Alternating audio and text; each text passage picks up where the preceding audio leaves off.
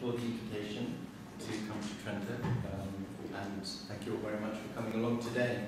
So, I called the presentation Safe as Houses, Sheltering, Security and Displacement Camps, but then I suddenly became aware that actually Safe as Houses is an expression in English, but may not be. I don't know if you have the equivalent expression in Italian. I looked it up, and it actually was an expression that came into being in the Victorian era, in the 19th century in Britain, and it's an expression that we use today to say something is really safe. We say it's safe as houses. So I thought it was a nice link between house, home, and the notion of safety, which is what I want to talk about today. But I'm aware that it may not work quite so nicely in Italian. I don't know if you make that connection, but of course in England, in Britain, we also have expressions like an Englishman's home is his castle. This idea that the home is a place of great security, the kind of the protection against everything from outside exists within the house, within a person's house, and home, indeed their home. So, just I thought, I don't know how much people are aware around kind of basic issues to do with displacement nowadays. People talk about an unprecedented refugee crisis, although there is some critical assessment of that. But broadly speaking, we're talking about close on, according to latest statistics, close on 26 million people who are counted as refugees. In total, close on 80 million counted last year as displaced. So that would include people who are internally displaced, refugees being technically people who cross a national border. The 25.9 includes some, I think, 5.5 million Palestinians who don't come under UNHCR. They're included in that figure.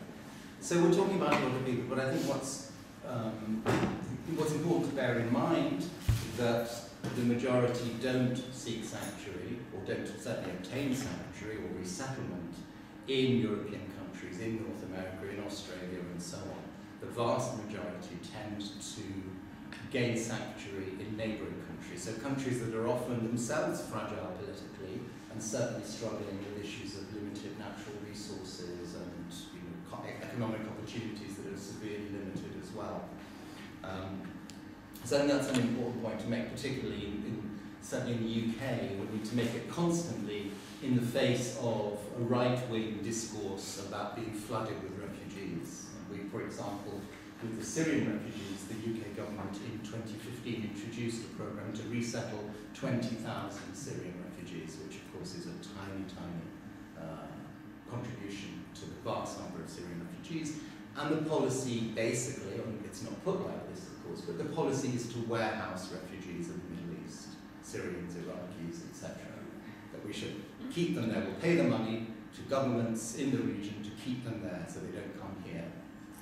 It will cost us a lot more financially. It could also cost us politically as a government. So I think it's important to bear in mind that the displacement camps that emerge are part of a policy of warehousing, with everything that follows on from that.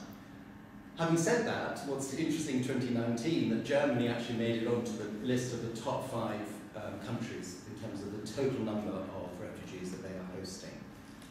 That comes and goes. Germany hasn't been on it every year for the last few years, but certainly came on it in 2019. But you can see from the others that they are all countries that are bordering, and in some cases themselves are refugee producing, like Sudan.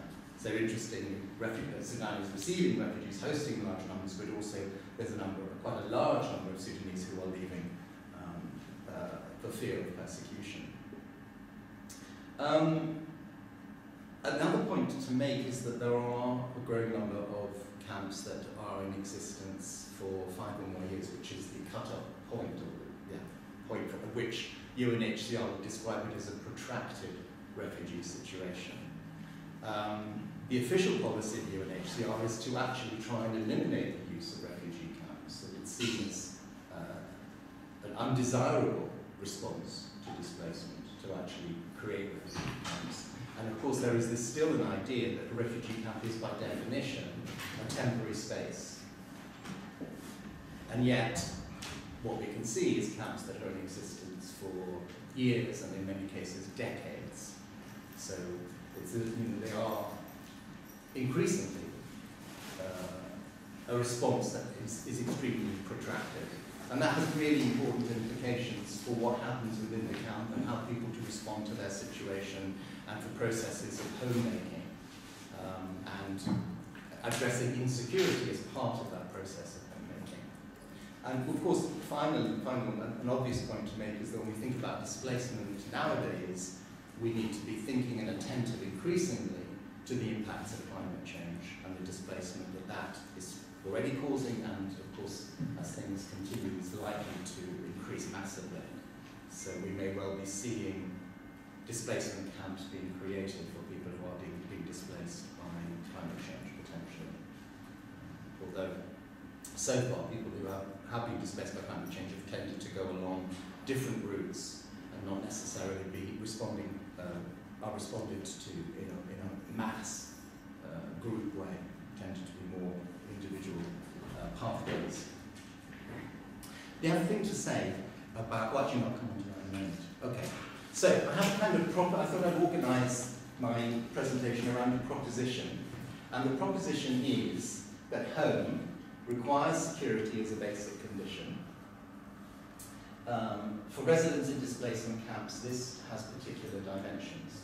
So if we accept the general proposition that home requires security, it's a basic condition for a shelter, for a dwelling, for a physical structure to take on the qualities of home, for people to relate to it in some sense, with a feeling that this is home, there has to be a basic security to it.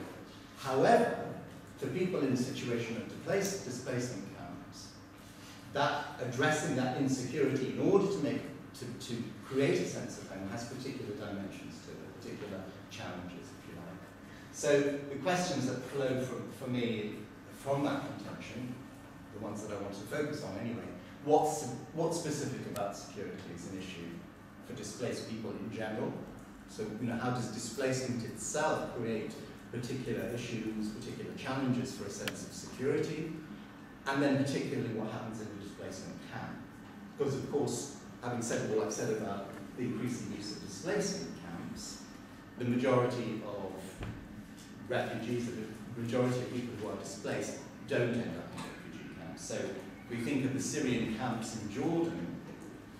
We've got 2 camps, and they accommodate about 20% of the total number of Syrian refugees in Jordan. So 80% are not in camps. They're living in urban and peri-urban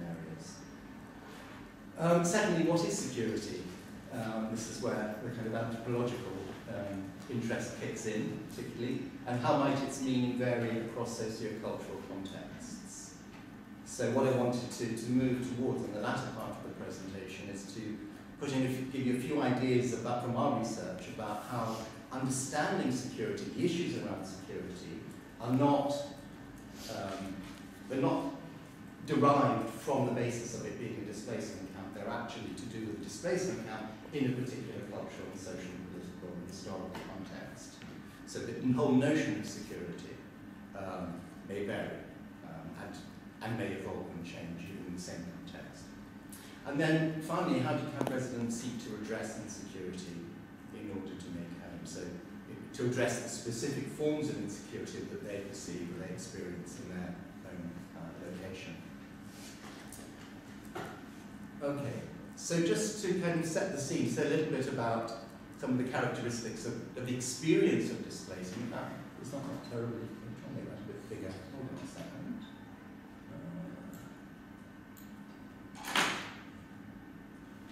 Glasses on.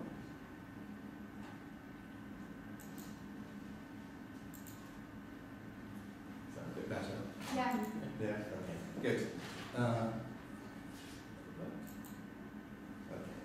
So, obviously, I mean, if we think about, and I'm generalizing here, this is not necessarily always the case, but, a forced migrant, somebody who's fleeing for fear of persecution, I'm talking in kind of very broad characteristics or stereotypes, if you like. In general, in contrast to, say, somebody we would classify, perhaps slightly inaccurately as an economic migrant, is the ability to plan one's departure. I mean, that's not always the case. People can, you know, assess the level of insecurity and prepare themselves until it reaches a certain threshold, and then they may leave in quite a planned way. But very often there is a lack of ability to do that. You know, someone comes in and burns down your village, for example, in Myanmar. There's not a lot of time to plan for that, unless you perceive that that's likely to happen, because it's getting closer and closer. So, you know, there's a certain, for many people, there's a certain level of chaos, certain inability to organise one's affairs and to gather up the things that one would want to take and to arrange transportation and so on and so forth. There's clearly an uncertainty of return that's specific to people who are forced migrants in the classical sense. And then, you know, it may be that one flees with one's whole community, so there is nobody to connect with back home, back where you came from, in order to have that sense of enduring connection and continuity, and in order, for example, to know when it might be safe to go back. Are the conditions now ready for me to go back to that? That may be closed off. It's not always the case, and certainly with the Syrians I know in the UK, they still have family and friends in Syria and are in regular contact through WhatsApp, particularly, and other forms of communication. So they have a sense of what's going on. They're keeping a tab, as we say in English, keeping it aware and up to date of what's happening. I think it's really important always to be aware that when we think about encampment, given what I said about only usually a small proportion of refugees ending up in camps, they would tend overwhelmingly to be people who are poor and who lack connection. People who have some money, who have connections, manage to avoid camps, and may never even appear in the statistics on displacement. You know, they may, for example, even if you're a professional person, you may be able to access immigration to a European country on the basis of your professional skills and so on. Or if you have enough money to invest in a business, you may be given residency and so on. Even though you may actually be escaping persecution, you arrive and are placed in a category that's different from a person who is labelled as a refugee. So you're dealing with, you know, in a refugee camp setting, you're actually working with people and supporting people who are poor by definition and who lack the kind of connections, the education, the social standing that some others from their same society may enjoy. Not always, but very often camp is a place of isolation, cut off, often placed deliberately in locations that are far away from main population centres in order to reduce, partly in some cases to reduce potential for friction, but also because it's land that no one else wants to live on. So particularly Azraq, the second of the Syrian camps in Jordan, was placed really way out in a very desert-like and isolated condition, and that creates obviously particular challenges in many, many ways. The other thing to say, although, well, perhaps in some cases because of that isolation, a camp is often a place where history is made. And when I was doing my PhD, I was very struck. There was a French theorist, Auger, who talked about the hypermodernity in spaces of, I don't remember what the term is, but basically kind of transient spaces in which people don't invest meaning. And he talked about airport lounges and shopping malls, right? And refugee camps. And I was doing my fieldwork at the time and I thought, wow, he hasn't been to this refugee camp because it's a place of intense meaning making. People are, you know, you've been living at that point 50 years. And it's a place in which there is a lot of meaning being made, a sense of community being built and evolving and so on. You know, so partly perhaps in making that statement, he was thinking about refugee camp as a very temporary and transient phenomenon. And I think increasingly now that contention would be challenged. You know, so there are many spaces, as I've said, many camps that have existed for a long time, and as part of that, a consequence of that, people are very much engaged in constructing and reconstructing a sense of themselves as a group, as a collective, a sense of their history and their trajectory, social and political and cultural and so on. So Lisa Malky's work on Hutu refugees, I think mostly published in the 90s, has been very influential in helping us to understand the process of And the other thing to say is that even from people living in camps, migration is not necessarily one way. It's not, you arrive there and eventually you either get resettled or eventually you return. But in some contexts, there is that possibility to go backwards and forwards a bit.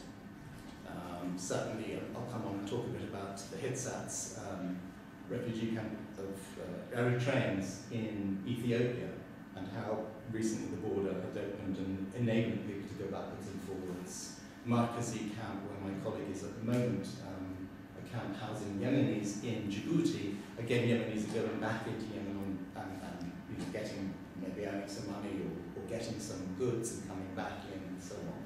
So there is a level, often beneath the radar, a level of backwards and forwards as well. Not easy now for the Syrians in Jordan. Tends to be if you go back to Syria to stay. So I wanted just to say a little bit about how I came to think about home, and a little bit then how I came to think about security, why these emerged as issues for me. So this is a photo from Hussein refugee camp, Palestinian refugee camp in Amman, where I did my doctoral fieldwork. That's not my photo, I stole it for use today. And so the doctoral fieldwork was really focused on understanding children's ideas of homeland and return. It wasn't actually about home, it was about homeland, and how did children whose families had lived in that camp at that point for 50 years, so whose parents, and in some cases their grandparents, had never seen Palestine, how did the children come to understand Palestine and the notions of homeland and return? And one of the things that came out,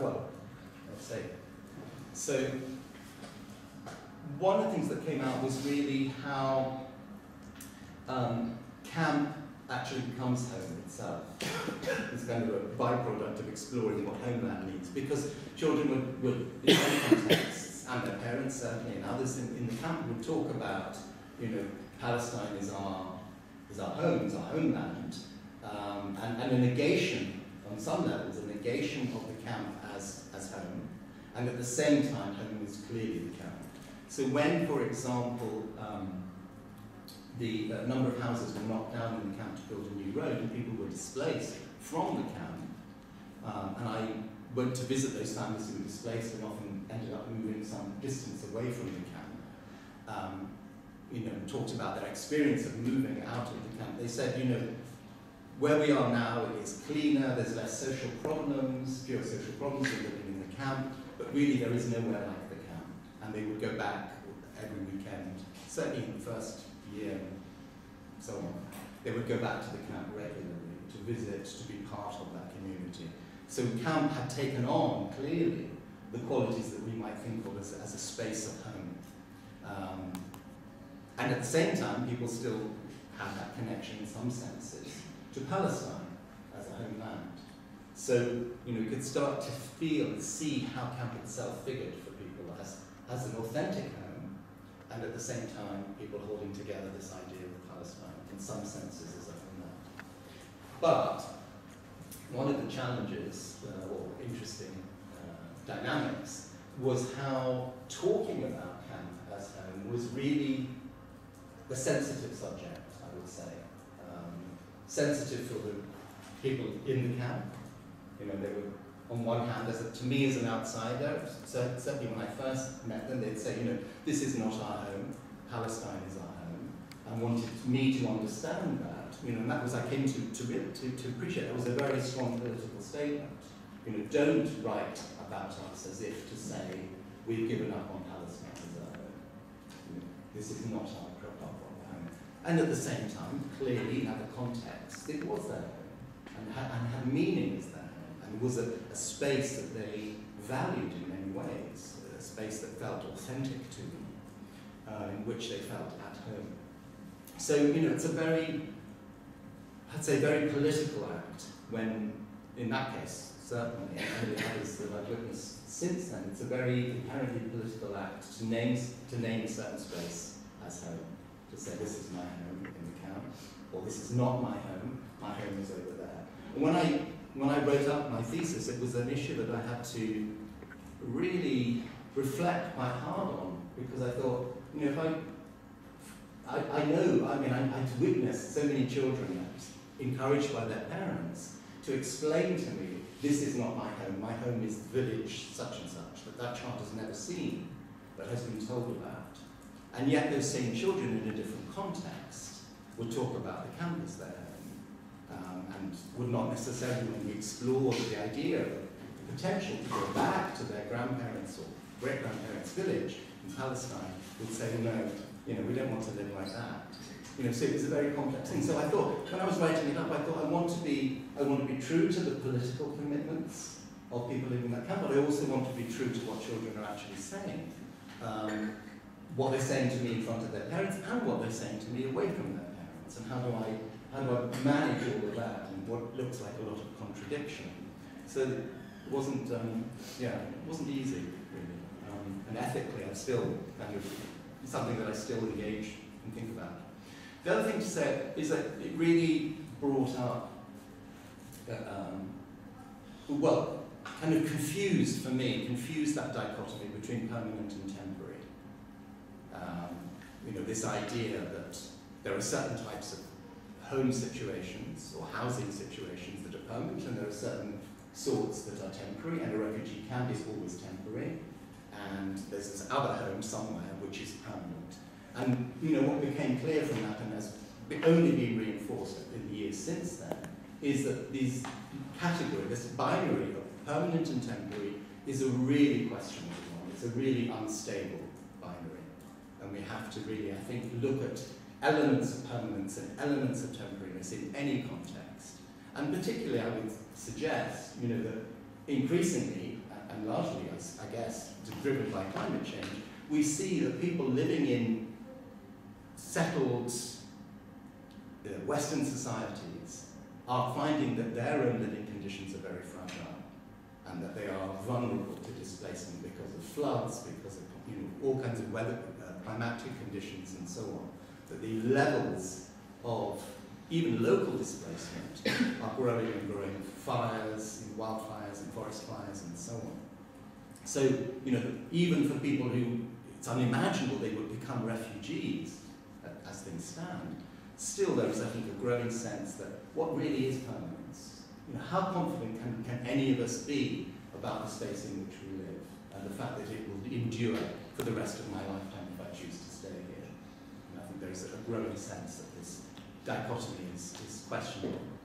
And then finally, and I think I've kind of covered it in a way, but the importance of generation or cohort, age cohort, and how each age cohort in such a space as a refugee camp will necessarily have different ideas about notions of homeland in return, but also about notions of home and where authentic home actually exists.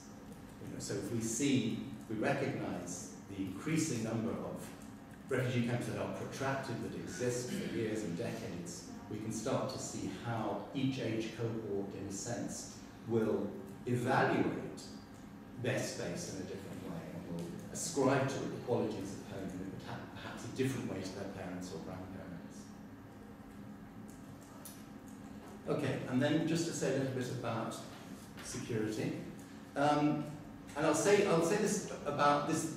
This I can relate to a very particular incident. So in 2005, I was doing some research in the Palestinian West Bank, looking at children's experiences of occupation, but particularly focused on checkpoints. So, children would be going backwards and forwards through, for example, children in Ramallah going to school in Jerusalem would pass, in those days, between 2 or possibly, in some cases, 3 checkpoints, normally 2. 2 checkpoints to get to school, and 2 checkpoints to come back from school. Going to school was worse because you're going into Jerusalem. Coming back into the West Bank is usually much easier. So I was really interested to know what was the experience, and how did the experience of going through checkpoints and witnessing the asymmetry of power between Israeli soldiers, who were often very young people, 18, 19 years old, and teenage Palestinians, in many cases, what did they experience from that, and how did it inform their own understanding of politics, if you like, as a real kind of visceral experience, or visceral understanding. And at one point, as part of that research, I did a focus group with a group who were employed as counsellors in schools with Palestinian children. All of them, as it transpired, all of them women, all of them in their 30s and 40s. And I explained I wanted to explore with them what they perceived to be the impact of children's experiences of going through military checkpoints. And at one point, one of the women said to me, I want to share the experience that I had with my 11-year-old son going through Huwara checkpoint. So this is in Nablus, in the West Bank. And this is it's actually bigger than that now. This is an old photo. But this is a big checkpoint, major permanent, there are flying checkpoints as well. This was a permanent checkpoint that you had to go through to go south towards Ramallah, to go towards Jerusalem or Bethlehem or Hebron. And so she described going to the checkpoint with her 11-year-old son, and they're standing at the back of the line, waiting to pass through. And the soldier at the front is speaking in Arabic. And the child apparently says quite loudly to his mother, Mum, why is the soldier speaking in Arabic? And this is an Israeli, ostensibly, he assumed Jewish soldier, why is he speaking Arabic? The soldier hears the child saying that, shouts at him to come to the front of the line, and takes in those days they used to use this thick tape to bind people's hands.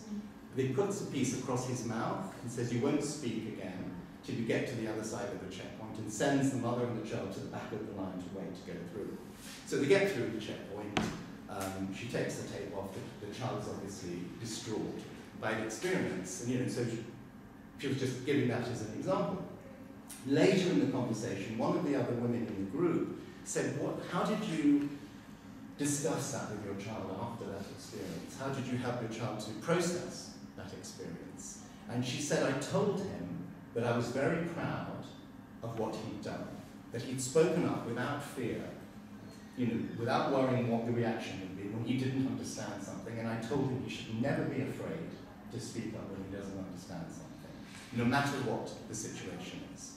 So I was very struck by that response, and subsequent to that I had many interviews with different people, so broad categories were people, internationals, expats working Save the Children or other organizations for child protection, Israelis, Jewish Israelis working in solidarity organizations with Palestinians, as mental health practitioners, human rights people and so on, and with Palestinians working in NGOs and so on. All the internationals, all the Israelis, when I told them that story, said, well, we understand why the mother said that, but really, to protect her child, she should have told him, you need to understand when it's safe to ask a question and when it's not safe to protect her child. All the Palestinians, when I told them that, were outraged, and they said she did exactly the right thing.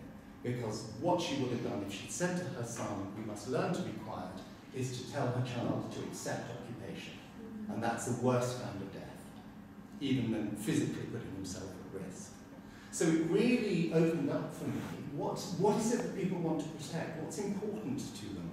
What do they value? We work, certainly in the humanitarian field, work on an assumption that survival is everything. Physical survival is everything.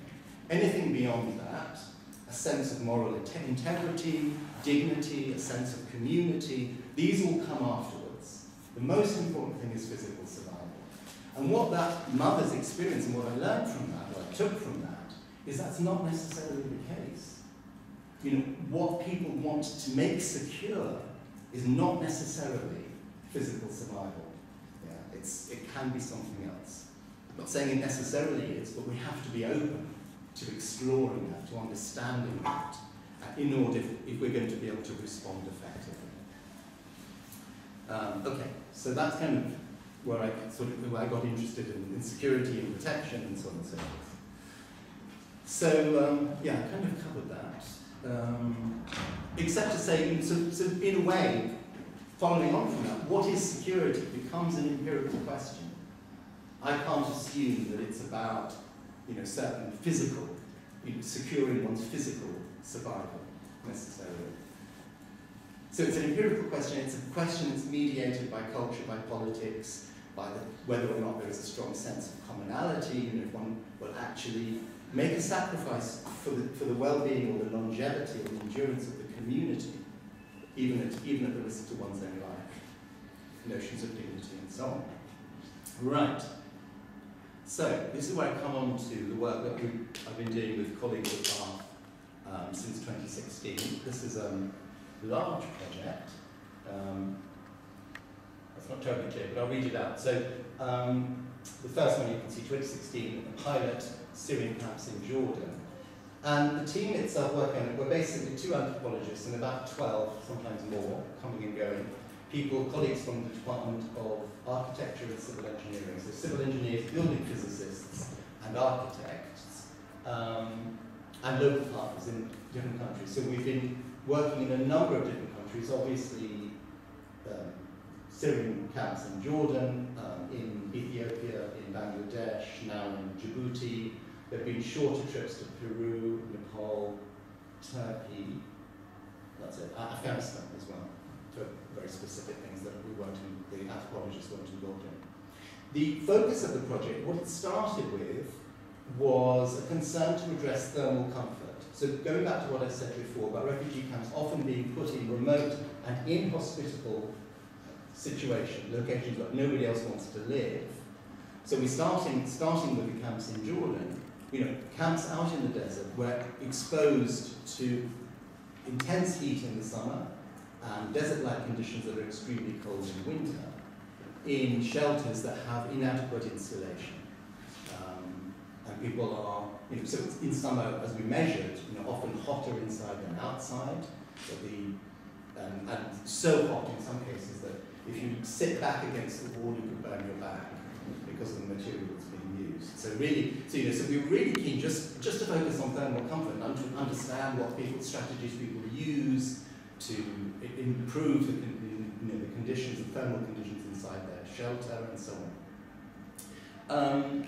However, we wanted to understand in the initial pilot, which was in Jordan, what do people prioritise? We assumed they would prioritise thermal comfort. If you're living in 50 degrees inside, in summer, we kind of, for us, we thought, well, what could be worse than that?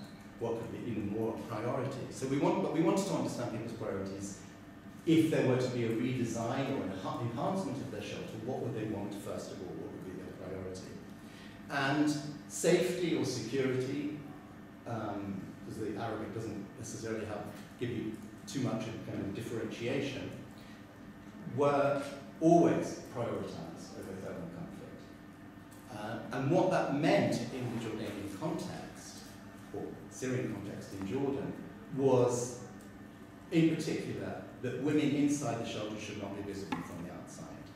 So it was an issue, we could say it's privacy, but it's more than privacy. Privacy, certainly within the shelter, privacy of parents from children, or teenage brothers from teenage sisters, and so on.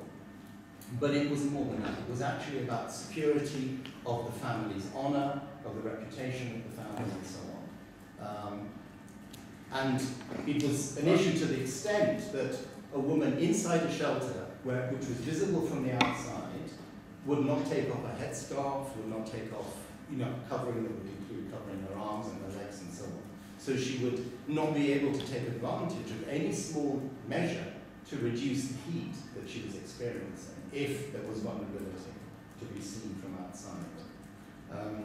So, just to say a little bit more about that. So, I hope you can see, it's not tiny, so this is, sorry, let's go back. So this is Azraq camp, and you can see this is what's known as the tea shelter that was set up. Azraq camp was built, it was opened in 2014, but it was built as a camp before anybody moved into it, which is rather unusual.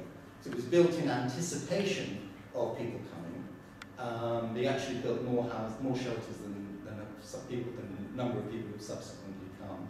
And you can see it's a very desolate environment. It now looks quite different to that. People have painted their shelters and made kind of different modifications and so on. This photo is from the inside, and I hope you can see the outline of a square of the material of the wall that's been cut to create a window, and you can see there's a lever there to close the window. I hope you can see that. So that is a consequence of the fact that the window that was actually part of the design of that shelter was not usable because it was located in a place that meant that people could look in. You see, so you wouldn't open that window. So you have no benefit, no chance to get a breeze coming into a shelter. So people block up the window that is there, cut a hole somewhere else that is more suitable, in order that they can then open the window. What it means, of course, that if there's a sandstorm, the sand gets in, and in winter you reduce the insulation from the cold, because you've got a kind of rough gap around the window. So there's immediate consequence in terms of design, because people are trying to use to secure, in this case, to secure the invisibility of women inside the shelter. So an immediate kind of, you can see the immediate implications for the design.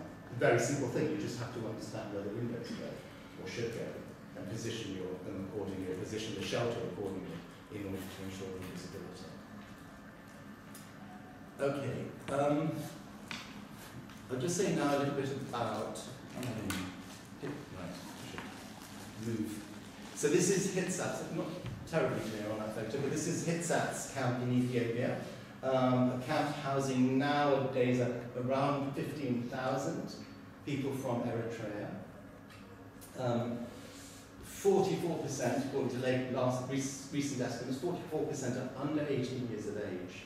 And I know some people have been working on Eritrea. And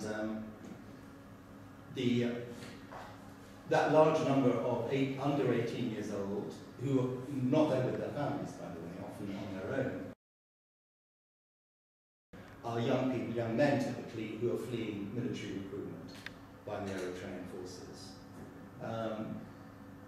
Few police there, no proper juvenile justice system, and a very transient population. So people are coming there, in some cases moving backwards and forwards now across the border, but looking to actually move beyond that, to move out of the area, to try and make their way to Europe or somewhere. As a consequence, they often have large amounts of cash on them to pay smugglers. They rely very heavily on their smartphones, to get information about possibilities for being smuggled and so on, being able to move. And a very strong perception of a risk that locals are involved, so local population around the camp are involved with people, newcomers to the camp, in theft. So high incidence of that. The theft is definitely happening. Who's responsible is perhaps open to debate. But high incidence of people having their cash stolen, their mobile phones and other valuables stolen from their shelter. So a real issue, which is not just an issue of kind of immediate loss of that money. It's actually has a real significance because these are what you require to actually make your way forward in life. This is the money that maybe your family have saved and given you that you will then use to somehow pay your way out of that situation. So it's blocking off, so the theft potentially blocks off that pathway forward. So it has huge significance. And nighttime insecurity, so the sense that people break in when you're sleeping. The windows, the doors are very crude. You have a lot of young people living together in a shelter. Insufficient oxygen, this is how people account for it. Insufficient oxygen, people sleep very, very deeply and they don't hear people coming in and stealing from them. Yeah. And the shelters themselves are hard to secure. So, a real sense of vulnerability and insecurity to theft and effectively the means to advance one's life as a young person. And then thirdly, and finally, there are a number of different refugee camps, but kind of all grouped together in the area of Cox's Bazar in Bangladesh, where, as you can make out there, I think, a lot of the shelters basically made of bamboo and tarpaulin. There you can see the inside of a couple of shelters. You can see the UNHCR tarpaulins being kind of used and woven into a bamboo structure. You can see on the right the roof, and you can see how people have put their possessions high up, they kind of tied them up, which gives you an indication of what major issues, of course, the weather conditions, the rain, the monsoons, the fact that you don't want to leave things on the ground that could get damaged.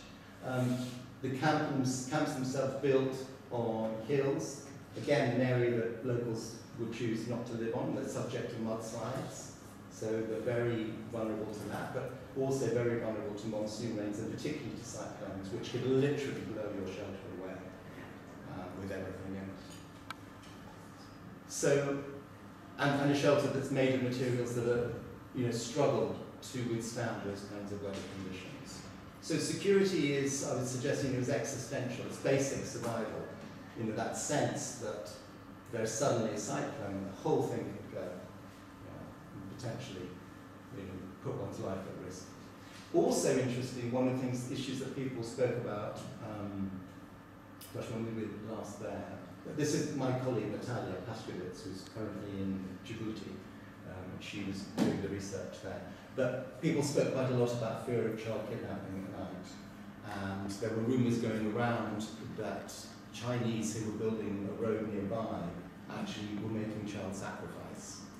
This was the fear, not substantiating it, but this is the insecurity that people felt, that they were living in shelters in which they were vulnerable to their children being kidnapped at night and used as a kind of human sacrifice as part of this kind of road building project. And a fear also of witches and malevolent spirits that bring disease. And one of the issues there was that they would often, the agencies would build shelters in anticipation of some shelters becoming uninhabitable.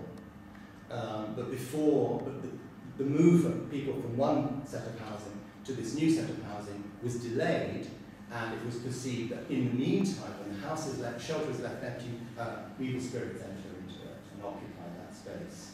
So you've got that kind of sense of insecurity, that these spirits that bring disease and misfortune and mental illness might occupy the space in which you're then asked to move into. So a kind of mix of kind of real basic insecurity of basic survival, and insecurity in the face of kind of spiritual forces that can enter into your shelter. So, a few thoughts then about, to kind of bring those three things together. So I've talked about the Syrian camps in Jordan, Hitzat camp in Ethiopia, and the camps for refugees, the Rohingya refugees who were arguably 1 million in number when they came, mostly those residents in 2017.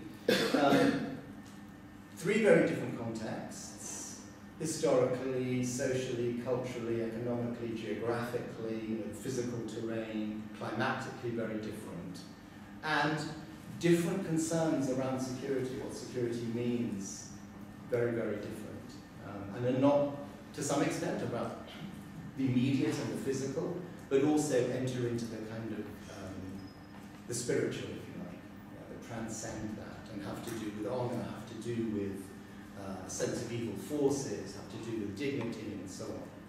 So a range of issues that one would have to address, or the residents themselves would seek to address, and perhaps agencies can also address. So first of all, by changing one's behaviour. So in Hitzat's camp, trying to find places, secret places where you can hide your valuables, kind of managing your movements in and out of the shelter, being there. There is a curfew, I think it still endures, a curfew in Hitzat's camp imposed by the government. But you get into your shelter even before the curfew comes into operation each evening, a perception that isn't the time when one might be vulnerable. Efforts to adapt one shelter, I showed you the kind of rather suboptimal adaptation of creating holes for windows, but also in Azraq camp, I'll just go back and show you. So in Azraq camp, you can see each shelter at that time, and this would have been not long after it was built, each one is standing alone. But what actually happens in practice, if you live in one of those shelters, and you are more than 7 people in your household, you qualify for another shelter, which should be next door. So then you've got 2 shelters. And what you would do if you had 2 shelters is to put blankets or actually not blankets, tarpaulins or some kind of material up that shields the space, that closes off the space between two shelters. You also have, and you can't really see it here, but the houses are grouped into 12. So you'd have two, you'd think that grouping on the left. Actually, if you go look at 2 rows, you've got 12 houses. It doesn't make it clear there, but 12 houses would have at the end on the right, you can see smaller little huts. Those are toilets. So what you would do, if all your extended family occupied those 12 shelters, you would close it all off, including the toilets, so they became toilets that are just for your shelter, and you'd have a much greater degree of privacy. I mean, you could, if you wanted to, you could look over the fabric that is put up. But it does, no one would do that. I think that would be a very dishonourable thing to do. You couldn't casually see into that space. So, people, I mean, whether it encourages people to have more children because potentially they get a shelter next door, but certainly what they would try to do is if they had family arriving in the campus, ensure that they move to the shelter next to yours, so that you then shield off, close off the space between the shelters and have some greater degree of privacy, which gives a greater degree of freedom to the women. Okay. So adapting this shelter. And thirdly, to actually try and address the source of threat. So in the Cox's Bazaar example, you're bringing an imam into your shelter in order to say certain prayers over the Quran, and in order to remove the malevolent spirits themselves, and taking that action oneself to address the source of potential risk. In terms of implications for policy and practice, I mean, some of this is a bit generic, but it is important, unquestionably, that practitioners, policymakers have to really understand security in each local context, which sounds a very obvious thing, but there's one person that we worked with on the project in UNHCR in Jordan, who, when we went to explain the project to see whether they were interested in collaborating with us, he said, yes, we'll work with you, but on one condition, you have to have anthropologists in your team, which was very gratifying for me as an anthropologist to feel welcome, finally. But it was the exception, yes. And what we've encountered more often is people saying, we don't really need to kind of listen to those ideas, we have our own experts. But the expertise itself is a technological expertise. It's not an expertise that entails really understanding the social and cultural and historical and political dynamics within a displacement camp. In terms of the research, it follows on from that. We're a very interdisciplinary team which has its rewards and challenges, but it's important, we've come to really appreciate the importance of that interdisciplinarity if we're going to speak to policy and practice. In terms of what can be done to address insecurity, I mean, there's the issues obviously of design and how one might want to adapt design, but it may also mean that it's actually going beyond. It's trying to engage with the forces that make shelter its own context, particularly insecure. So it's not, part of it may be about the design, but it's also about those larger forces. So for example, the fact that there isn't proper policing in the camp, that there isn't banking facilities where one could put one's cash and keep it there safely. Where the government, the host government, is enforcing regulations on building materials, preventing people from planting trees or vegetation which might give them some privacy and so on. These things actually mean that the shelter itself has to do an awful lot of work to achieve security, because it's compensating but for the fact that the larger actors, host governments, the police forces, the NGOs and so on, they're not creating conditions that actually support security in many cases. They actually undermine security. So if there is no bank to go and put your cash into, the fact that you live in a shelter that has insecure doors and windows, poorly constructed, is a particular issue. If your cash was in the bank, it wouldn't matter so much. But there isn't that. So you see there's a relationship between the larger context and the shelter, and the work that the shelter therefore has to do. So we need to take account of specific challenges in displacement camps for making home. So it means linking insecurity of the physical structure to the insecurity of the situation as refugees. Because if you were a citizen in many contexts, you would have access to a bank. You probably live in a place where there are banks. You could open a bank account, to take one example. But the very fact that you're a refugee, the very fact that you're living in a displacement camp, means your home has to become the bank, as it were, has to become the safe space.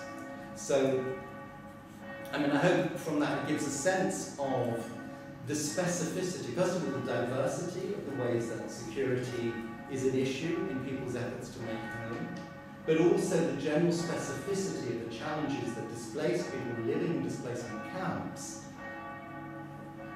have to face by virtue of their status, by virtue of being in a marginal position in that society.